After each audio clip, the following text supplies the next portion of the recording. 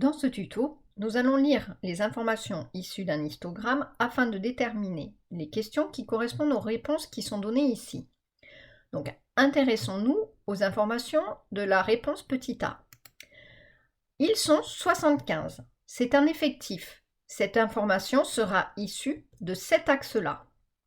Tranche d'âge se lira sur cet axe-ci.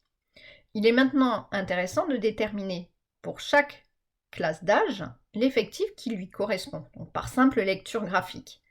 Donc de 20 à 24, on a un effectif de 12, de 24 à 28, 30, et ainsi de suite.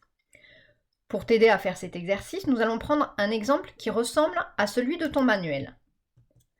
Bon, ils sont 42 dans cette tranche d'âge. La question que tu dois te poser, c'est où trouver un effectif de 42 ? Dans ton histogramme, on voit que 12 plus 30 est égal à 42 et correspond à la tranche d'âge entre 20 et 28 ans. Ils sont donc 42 à être dans cette tranche d'âge. Je te rappelle que c'est une question que tu dois faire. Donc, quelle est la question dont la réponse est « ils sont 42 dans cette tranche d'âge » ? C'est combien de personnes ont entre et 28 ans. Intéressons-nous maintenant au petit b. Ils sont 25 donc, à avoir dépassé cet âge. Cette information est importante puisqu'elle nous permet de dire que l'on devra déterminer l'effectif en commençant par la droite. Prenons un exemple qui ressemble à celui-ci. Ils sont 61 à avoir dépassé cet âge.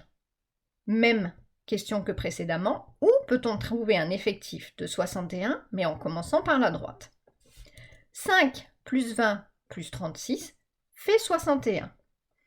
Cela correspond à un début de tranche d'âge de 32 ans. La question qui correspond donc à ils sont 61 à avoir dépassé cet âge-là est combien de personnes ont dépassé 32 ans ? À toi de reproduire ce modèle pour trouver les questions qui correspondent aux réponses de ton exercice.